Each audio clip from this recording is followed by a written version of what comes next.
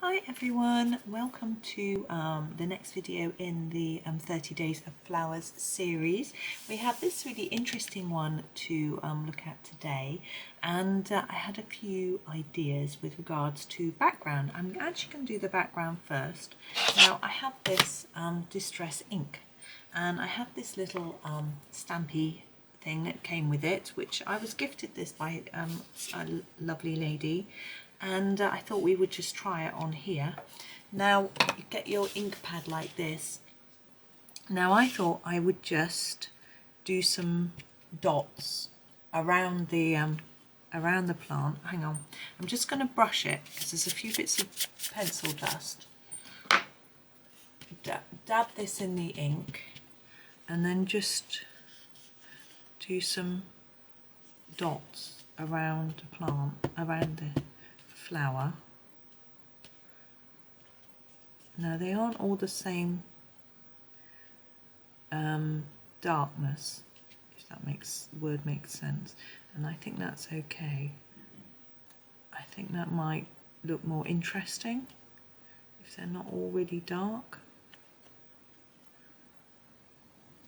Yeah, I'm just going to leave it like that. Now I need to leave that to dry before I colour, but the ink dries really fast, so that's really good. So now I've obviously put it all over the plant. This is the Castle Arts Botanical set that I'm going to use to colour it in. We haven't used these yet, so I thought it would be fun. I'm going to do the flower blue because we've got the blue background, it seems to go. Just realised I've slightly overlapped that flower. Never mind, we just pretend we didn't do that. No one will notice. So I've got my darkest blue is the Ultramarine in this set, so I'm going to start by doing that. And what I'm actually going to do is just take a small piece of paper out of my notebook and pop it there and lean on it while I colour the flower, just in case that ink's wet. I don't want it getting on my hand. So I'm going to just do the edges of the petals in this and fade it down a little.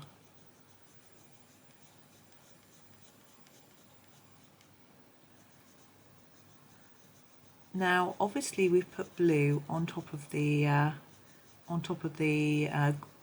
leafy bit, stem as well, but that's okay, because if you think about what colours are green made from, they're made from blue and yellow, so once we put some green on top I think they'll disappear. We'll see. So I'm going to do this stalky bit in a really intense dark blue. So I'm just going to layer it up until it's quite intense, yeah.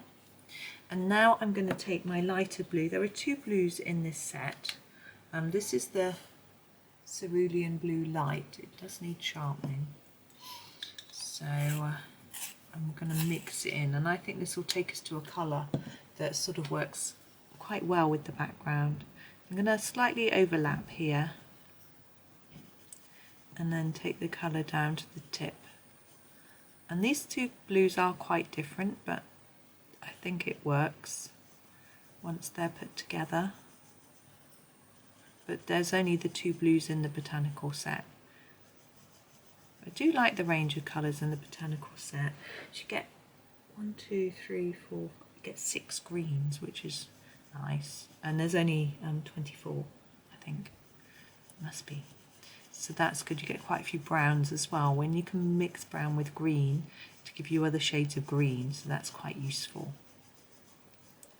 And you also get sort of a couple of yellows, and you also get a black and a white, and there's a few pinks and purples and things too, so it's quite a nice mix.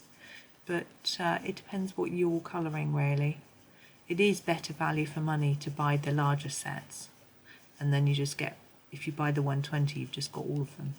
But it's quite nice to have a small set for when you're out and about, or if you want something where you don't feel like making a big choice.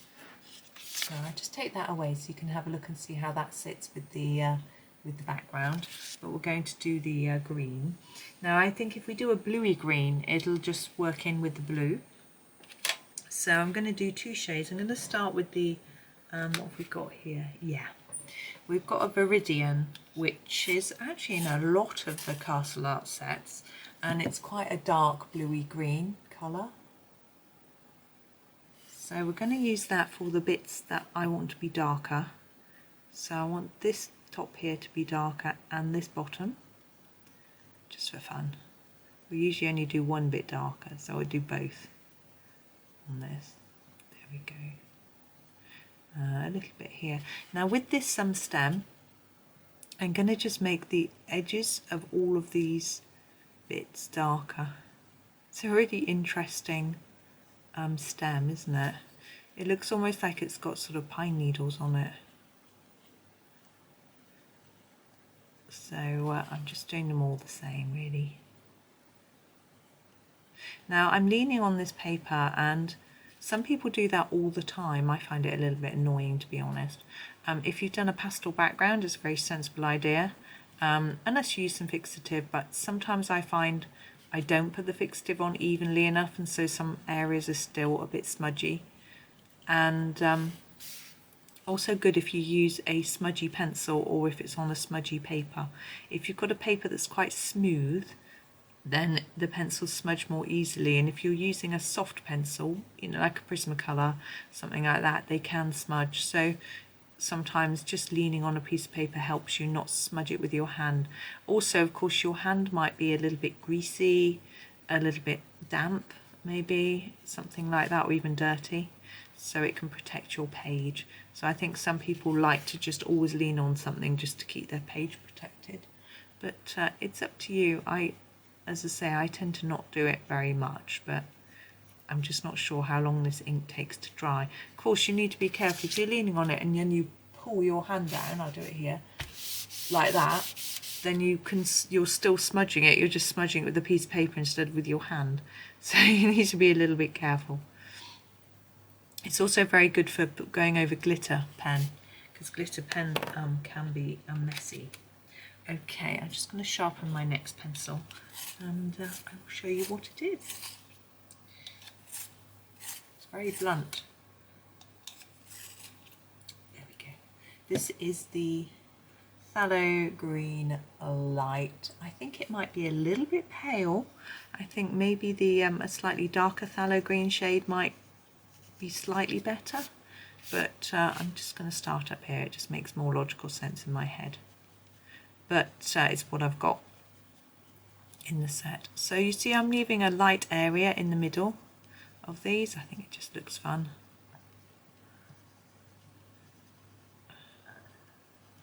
Like that. And all this stem is just going to be this colour. And then all the ends of I'm just going over the whole of this, these bits, these leafy bits, I suppose they are.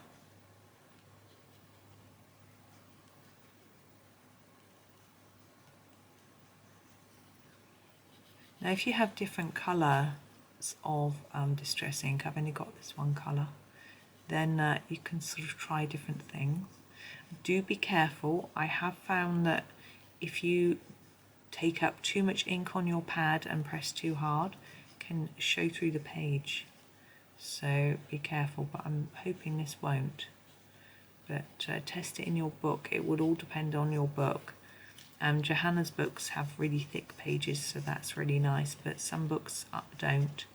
So as I say, it all depends. If you've got a single-sided picture, then you're safe.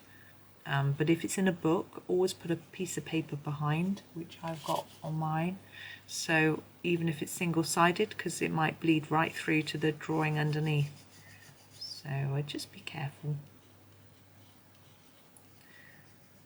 I do get through lots of bits of blank paper, and I cut them up when I finished, because they've just got bits of pencil on them, and use them for shopping lists and things like that, so they don't get wasted.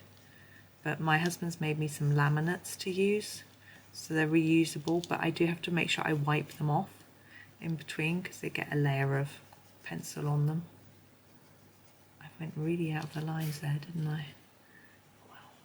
I'm sure you won't. You won't be talking while you're doing it, it's my excuse.